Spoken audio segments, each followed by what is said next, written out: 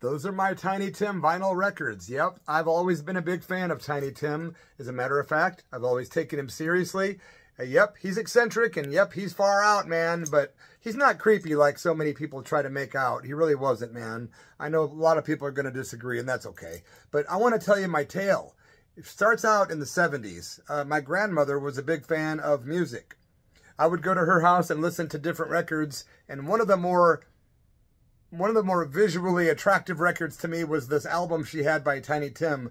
I was like, who's this guy? And she's like, oh, he's great. Oh, you got to listen to him. He's just wonderful. And, well, I realized she took him seriously. So I was trying to eat up all I could find by Tiny Tim by getting vinyl or see him on TV on different talk shows back then or different game shows. This was back in the early 70s. And he was around, you know, and there was a book by Harry Stein that came out. So I got educated with Tiny. I literally became a big fan over the years, collecting different records and finding out his discography and all that good stuff and getting it all. Well, all of a sudden, back probably in the 1980s, I realized that he was living at the Hotel Olcott in New York City. And I forget how I found out, but I did. And I sent him a letter telling him what I thought of him and that I was a fan and hoped he was doing well. And next thing you know, maybe a month later, Tiny Tim hits me back. Yep, he sends me an 8x10 package with the letter inside that says, Dear Mr. Moody, thank you for your kind letter. It's so nice to know that some folks still care about me. It was so bittersweet, and he realized that, well, this guy's kind of depressed, I think. Poor Tiny. Well, anyway, he also included a really cool 8x10 photo that was black and white, and it was autographed with orange marker. Genius. Pure Tiny Tim, you know. And I treasured that letter and that photo for years. And a long story, but I don't have it anymore because of the Alameda fires that happened here in 2020. But flash forward now to the main meat and potatoes of this story. July 18th, 1989, we're going back to Peoria, Illinois, the town of my birth and the place I resided for years. We found out, me and a lady friend of mine, that Tiny Tim was going to be coming to town to the Heart of Illinois Fair in Peoria with part of the 30th anniversary of Rock and Roll Package Tour. We were excited. It was very cool, man. So we decided, let's find out where he's staying and go meet Tiny Tim. We've got to meet him and hang out if possible. And, well, we made it happen. Yep, we hung out for 8 or 10 hours with Tiny Tim. So the day started out with us going to Jim's Steakhouse, which was also Jim's Lodge. We went there, walk into the hotel part, and there's also a bar in there and some different other places, you know, different rooms. There's a piano, things like this. But we walk up to this ritzy little counter in this ritzy little bar and lodge and tell the lady at the counter, hi, I'm with the press, which I kind of was, you know. I was publishing Fanatic Fanzine. And that I had a scheduled interview with Tiny Tim, which I did not. So she says, no problem. Just go over there to the house phone and pick it up, and I'll ring you right through to his room. I'm like, bingo. So I go grab the house phone. Tiny Tim answers the phone after about 3 rings, and he was completely cool. Yep, I immediately came clean. I said, look, I'm just a big fan. I kind of fudged my way out to get you on the phone, but I would love to meet you and to spend a few minutes with you if possible. Could you come down and autograph my records or something? And he says, oh, yeah, no problem at all. Thank you so much for going through all that hassle to meet me. And he was very cool. And I noticed that other people from the press were there. WMBD TV was there. The Observer newspaper people were there. And so I decided to just chill, go with the flow. Tiny comes down. He looks like he's dressed for the circus or to perform, of course. He was wearing a long sleeve, bright white and red striped shirt with a bow tie. He had rouge on, and he looked really cool. As a matter of fact, you can see the picture of me and him, and you can hear the recordings that you're going to be told about shortly. If you go to the description area on this video, I'm going to leave a link for my The Church of Rock Radio YouTube channel. It's The Church of Rock, one word. I'll leave a link, and you can watch and hear some of the stuff I'm telling you about. Thanks, man. So Tiny Tim gets interviewed by these other people. We sit there and listen to the interviews. They're very interesting. When they're all done, Tiny is you know, totally spoiling us with different tales, playing his ukulele. And all of a sudden, some drunk guy sticks his head out of the bar and says, "Shut up, you fat!" You know, the slur that you say to a gay person if you are a homophobic a-hole. Well, that's what this guy said. Tiny ignored it. He appeared to not even hear him. And I said, "Hey, Tiny, do you want me to go punch that guy?" Tiny says, "Oh, no, no. Mr. Moody, thank you very much. Oh, no." He's doing the heart, you know, the cross thing. And he's like, "No, no, no. You've got to kill him with kindness, Mr. Moody. You've got to kill him with kindness." Well, I'd never even been introduced to that kind of thought before. That was very interesting and profound to me. And later on in life, I connected a lot of dots and never forgot that Tiny Tim said that.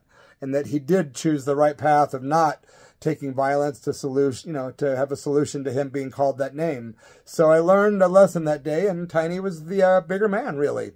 So what happened was we decided to go walk around outside to show him some of the shops it was in the Junction, Grand Prairie, Junction, gosh, I can't think of the name now of the place. Junction City. It was called Junction City. It was a shopping center right around the hotel. Tiny is walking around with me. I see some guy that I know, right? And this guy says, "Hey, Bloody, what are you doing, man?" And was that Tiny Tim? And it was bizarre. Very surreal moment. And I'm very sorry to my friend that was working, that I met that day, because I can't remember who it was. But he says to us, "Look, I work for this little telemarketing company right over here. You should bring Tiny down there and do a song for us." And I'm like, I look at Tiny Tim. He looks at me. He's like, "I'll do it." I'm like, "Oh man, this is going to be great," because I'm recording everything. I've got a handheld little tape player and I'm recording everything, man. So we go down to these stairs, walk down the stairs. Sure enough, open up these doors. There's a whole nother world going on in there. There's like all these people at different tables with headsets on telephones. It is a full-blown telemarketing company. Super bizarre and surreal. They look up, and I had been in the paper a lot recently in that year because of a lot of the crazy antics of my past shock rock band, Bloody Mess and the Scabs. Well, people freaked out, and they're like, "Why is Bloody Mess here with Tiny Tim? What's going on?" It was bizarre. The reactions were priceless. Tiny Tim proceeds to sing "I Wish I Was in Peoria," because when we were at the hotel, I asked him randomly, "Do you know the song "I Wish I Was in Peoria"? And he says, without missing a beat, because the man was a walking encyclopedia of popular music, he says, "Oh, the Sunshine Boys, 1926, blah, blah, blah, the Harvest label." And I'm like, oh my Lord. And he knew the song, right? This is a guy that had like songs in Australia covering like Pink Floyd, Another Brick in the Wall, and AC/DC, Highway to Hell. Yeah, Tiny Tim could tell you music from the Thomas Edison days all the way through like Pink Floyd, literally. Right now would be a good time for you to please subscribe to my channel.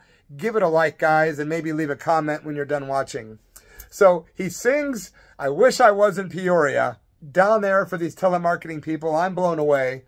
Then he does "Tiptoe Through the Tulips." They're all clapping, and everyone's like, "Yeah, what a bizarre, surreal moment," which it was, trust me. And then we get back to the hotel. The band is starting to load up and get in the big bus to go to the Heart of Illinois Fair. I get to meet Mike Panera from Blues Image. I get to meet Chuck Negron from Three Dogs Night. If I already said that, I apologize. It was cool. Tiny says, "Okay, we're going to go." I said, "Why don't you just drive in my car with me to the fair, since I'm going there anyway?" He's like, "Oh, okay, as long as you get, you know, nothing weird, take me there and get me there on time." And I'm like, "Well, follow the bus, Tiny."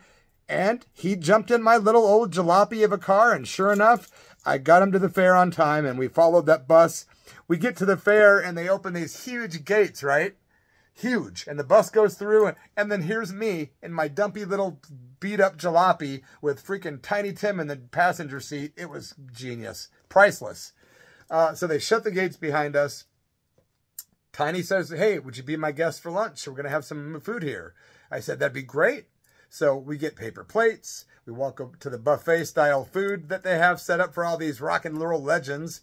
And Tiny is kind of juggling his food and his ukulele. I said, "Hey, do you want me to hold that ukulele for you?" He's like, "Oh, please, but don't drop it or break it." I'm like, "Oh, no, no, no, no. This is priceless. I'm holding Tiny Tim's freaking ukulele. It's in a little shopping bag. And I'm just kind of holding it and protecting it, you know." And Tiny curiously enough, all this great food that's laid out, all he eats is a big mound of coleslaw, huge mound of coleslaw with maybe 3 forks in it, and he hardly touched it, but that's all he got. So we sat there and he told us tales. We ate. Then we got back to the car because he wanted to go hang out in the car to sing more songs and talk and have privacy. So we did that.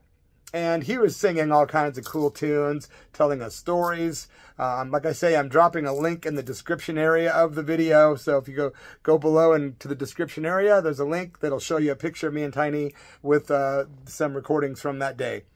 And he starts singing X-rated songs even, because the scandal had happened recently with Jim and Tammy Faye Baker. So he had like an X-rated song about Jessica Hahn. He had one about Vanna White. He had one about Santa Claus. It was amazing. And then all of a sudden, Tiny started mentioning how he wanted to go to a store to do this or that, but he could never get a ride there because he's on this big bus. And I said, hey, why don't we get in my car and go shopping right now? We've got like, 2.5, 3 hours to kill or whatever it was. And he said, okay. So he literally jumped in the, we were already in the jalopy. We go talk to the security guys. They opened the big gates and they let us out. We decided to go to Walgreens so he could get some, he wanted to go toothpaste shopping and toothbrush, more or less, really. And boy, Tiny was really obsessed with products. He was the kind of guy that his whole life, he would send like letters to companies often. And say, oh, I really love this product, or I love this food, or I love this item. And he would get boxes of stuff from these different corporations because he was Tiny Tim. And he did this a lot. And he wasn't joking. He really would fall in love with like logos. And when we were looking at like toothbrushes, he was like, this one has all these bristles that are real tall. This one has smaller ones. And look how they're all aligned, Mr. Moody. Oh, it's wonderful. What a product. These are wonderful. I've got to send a letter to the general manager of this company. And he was so into it. It was great. And he was really into all these different products. Then he wanted magazines. Now, I imagine being cooped up on a bus all the time would make you want to read a lot. So he decided he wanted like the National Enquirer or, the Star paper. But he wanted one of each. There was like 20 on the bookshelf, the magazine rack, I should say, at Walgreens. And on the very bottom row was a flat surface with like layers of magazines overlapping each other. Well, he started on the left and I thought, this is going to take a while. I'll start on the right and I'll start grabbing one of each for him. He wanted all of them. So I did that. But once we met each other in the middle, we almost bumped heads. And he sees that I have this stack of magazines and I'm like, here you go, Tiny. And he goes, oh, no, no, no. They can't be touched. They must be untouched. They can't be touched at all, Mr. Moody. No offense, but it's just, the way I am. And I'm like, okay, no problem. So he puts them all back, starts over again. Very curious. But that was Tiny. I don't know if that was OCD or what, but either way, I had no problem with it. I thought it was charming. I thought he was cool. And then we walked next door, and as we're walking next door, he got recognized by a few people. Hey, I saw you on the Johnny Carson show. I saw you get married on the Tonight Show when you broke television history, records from the most viewers. Hey, I saw you on Laugh-In. So these are all old shows for those that don't know. But we walked into a liquor store because he wanted to play the lottery. So Tiny Tim is walking into a liquor store. He gets some scratch-off tickets, and lo and behold, he wins cash. And he gives me $5 or $10, which was nice of him because back then I was pretty broke. I was a hustler, and I was dumpster diving at the time to get meals. That's a whole different story, though, for sure. So we get back in the car. He's kind of freaking out about time. I showed him my watch. I'm like, it's fine. We're totally cool. We get back to the fairgrounds. They open up the gates. They let us come back in. He, again, just plows us with tons of great tales and songs and stories. We took some photos. Then it was time for him to perform. So all the bands are playing one at a time. Ride, Captain, ride upon your mystery ship. You got Blues Image up there. Chuck Negron doing Three Dog Night. And the band that was backing up everyone was Cannibal and the Headhunters. And if you haven't heard of them, you can look them up. They were Tiny Tim's band, and he was doing all kinds of cool stuff. He did blue suede shoes. He did a rock and roll medley of Jerry Lee Lewis, a whole lot of shaking going on, Great Balls of Fire, in which he ended up on the ground. Looked like he was going into convulsions, but it was part of the act. He was like on his back, kicking his legs, like a punk rock show almost. Reminds me of somebody else I know. But it was crazy watching him perform. He was so cool. And in his set that night, not only did he do all of his cool little surprises, but he did Tiptoe Through the Tulips. And sure enough, I wish I was in Peoria. Well, you could pick a magnolia from the sidewalks of Peoria. He included it in his set that night. It was so freaking cool, and we were all excited. And I had a tape of that. I'm not sure if that's on YouTube or not. It might be. So anyway, the show's over. It was amazing. Tiny Tim comes back again, hangs out with us in the car for a couple hours, just talking and talking. Finally decides, oh, everyone's getting into the bus to leave. And the show's over. They're going to take off. It's getting dark out. We've been with him all day. He gets out of the car, says goodbye. It was, it's kind of bittersweet. We gave him a big hug, told him we loved him. And then, of course, the lady friend I was with actually offered to hang out with Tiny Tim after hours at his hotel. True story. He was a gentleman and he declined. So no dirt to share, guys. But Tiny, all of a sudden, about 10 minutes later, we were getting ready to leave. He was already back on the bus. All of a sudden, all these security guys start running over from the bus, telling us to get the hell out of the car and get out of the car right now. And we're like, what the heck's going on? And they're like, Tiny Tim's ukulele's missing and he thinks you have it. I'm like, are you kidding me? I wouldn't take that guy's ukulele. I wanted to cry. I was like, I wouldn't take his ukulele if you paid me. I love this man. So Tiny walked over and I'm like, Tiny. And he's just totally flustered. He doesn't know what to do. He's bright red. He doesn't know whether he believes me or not because it's missing, and I was the only one with him. So he was convinced it was in my car. So I said, look, guys, I don't want him to be paranoid or think I did it. So I'm going to open my car, the trunk. I'm going to let you search the entire thing. And then they did. And then like 5 minutes later, some other guy from the crew comes walking over. Guess what he's holding? Yeah, Tiny Tim's ukulele. And Tiny Tim apologized up and down. And I said, look, you thought it was missing. You don't owe me an apology. I'm not mad. He was very concerned that we were mad. I go, nope, not at all, Tiny. It was incredible, man. It was an incredible day from like noon to 8. So basically about 8 hours with Tiny Tim. And I'm sure there's other things that I forgot to tell you guys about. But it was an amazing day. Did I tell you about the lady from Australia that he told me about? Yeah, he spent a day in Australia performing, and he fell in love. So he puts in a full-page ad in the Australian newspaper, and like recently he had done that, he told me, and I was like, wow, this guy's in love with this lady, but no one ever contacted him, sadly. So hopefully I didn't repeat myself. Thanks again. Please subscribe and leave a comment and a like, and I have more stories coming at you real soon. Long live Tiny Tim! What a guy. What a guy.